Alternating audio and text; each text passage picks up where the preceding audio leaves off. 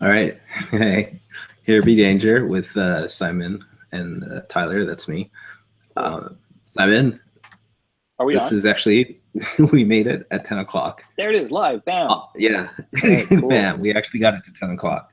So Nice. and without much effort. Yeah. Pretty happy about that. We got a So pretty that's cool one. flow. That Chris made up. Hmm? We have a new flow that we made up for the most part. And it looks like Yeah, it's actually at some point you'll be able to follow along. Yeah. On the internet with us as we go through this. They say that I find that it's missing. Yeah, so we're going to be talking about VR today a little bit. A couple of the headsets that we have. So I have this guy here. Yeah, that thing. Which I'm still jealous of that. Yeah, the Daydream is pretty cool. Yeah. And I'll tell you why I think it's cool in a bit. I didn't bring. Oh, I always think I should bring my cardboard down. It's like 2 floors up. I can't I don't know where mine is, but cardboard is literally cardboard. Like no, mine's the coolest, man. It's red. Plastic. Oh, you've got the Viewmaster one, right? Yeah, I get a Viewmaster one. It's really cool. I like it. I have an actual cardboard one. Nah, I mean, it works. Yeah, that's what I was just like. Yeah. For what it's worth and what the point was, which was like look what we have today. Exactly. The cardboard's kind of more hardcore than the Viewmaster. Yeah, the Viewmaster is cooler because it's the Viewmaster is probably more sturdy, and it's probably the magnet thing probably works better because mine is just all over the place. Viewmaster, oddly enough, actually wasn't just a VR thing or VR thing. We'll talk about it in a sec. The Viewmaster came with discs, which I didn't use, but they were little discs, and they were kind of attempt at an augmented reality. So you could put like star constellations or something like that.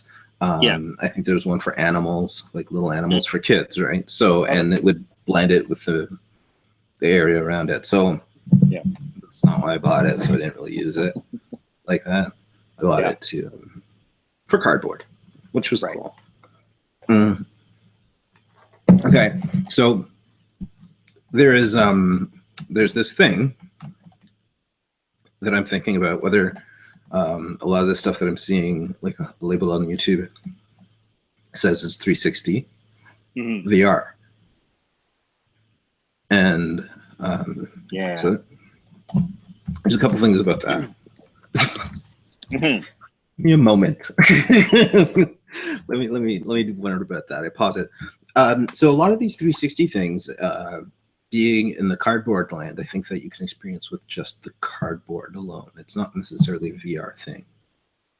Yeah, the 360 stuff, I think the cardboard is perfectly fine for the 360 because that's mostly what I ended up using the cardboard for. There was a couple of VR experiences, but I mean they're like on rails essentially, so you're not really doing much, right?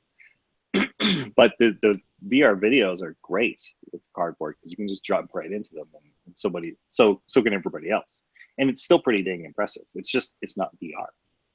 Yeah, there's no reality in the virtual part of it.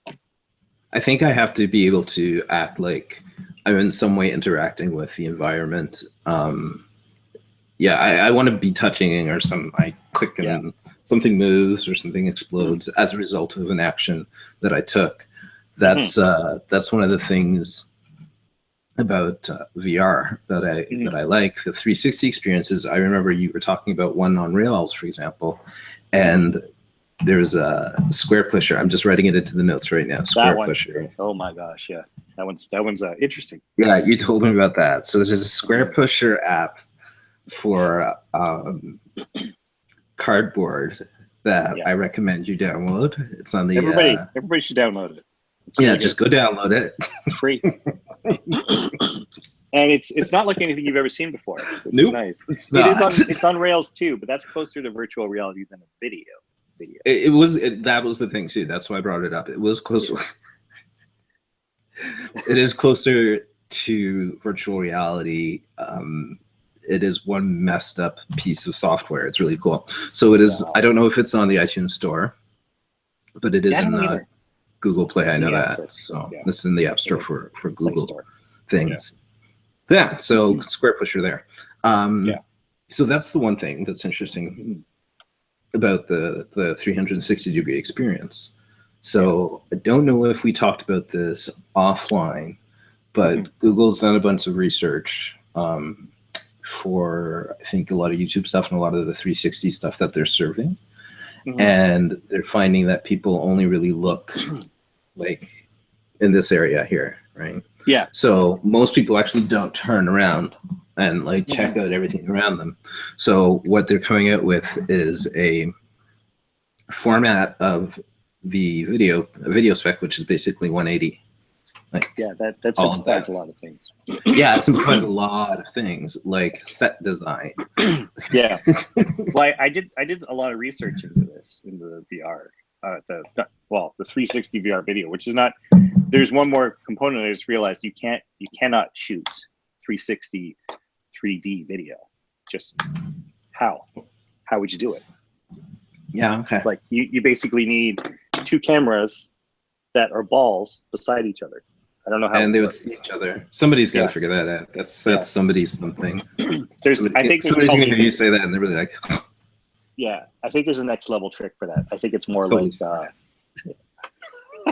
nice work. Good. But yeah, so you can't call it 360 VR. The VR part of that's a marketing term. Yeah, I think people so. are like, you're immersive. It's immersive.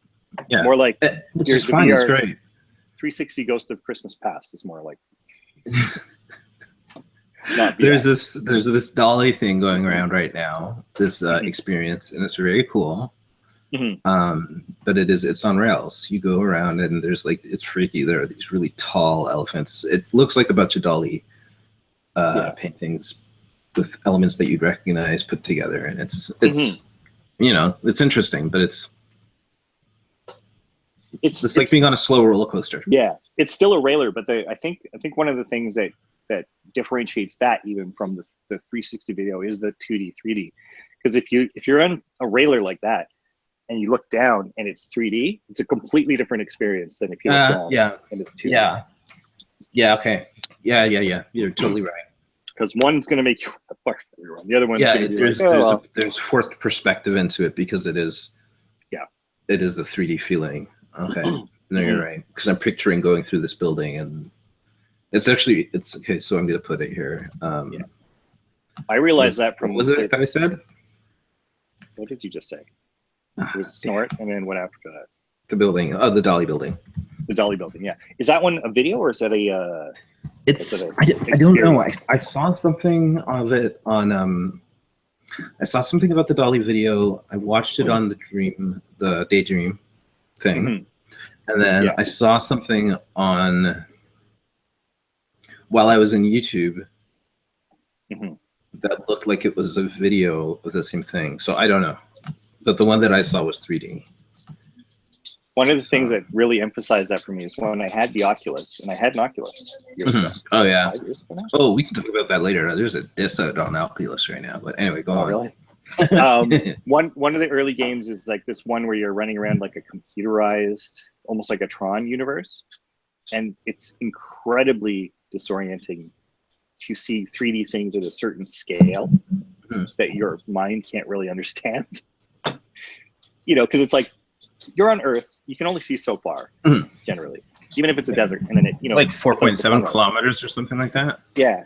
But if you see something like the size of the moon on the ground, it messes with you big time. Well, the moon's really big. Yeah, but you can see it.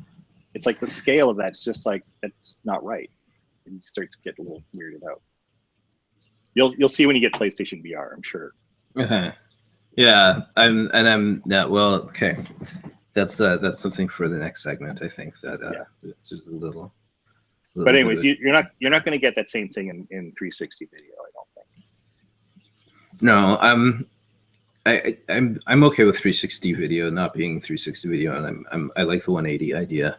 Because it's still cool. It's still really neat to see who's talking over here. Yeah, and who's talking over here, and I don't have to spin around in a chair. One of the case studies, or not case studies, but one of the use examples I thought about that is preserving preserving stories. Storytellers. You got a storyteller, put them on stage. Take 360 video with people in the audience, so you feel like you're there, and you preserve the story better than you have the video. It's just straight up because you're sitting there. You're sitting in the room. See, but that's okay. Like if you just put, you're putting a stick in the middle of the audience and done with that. But what Google's saying is, did you see that?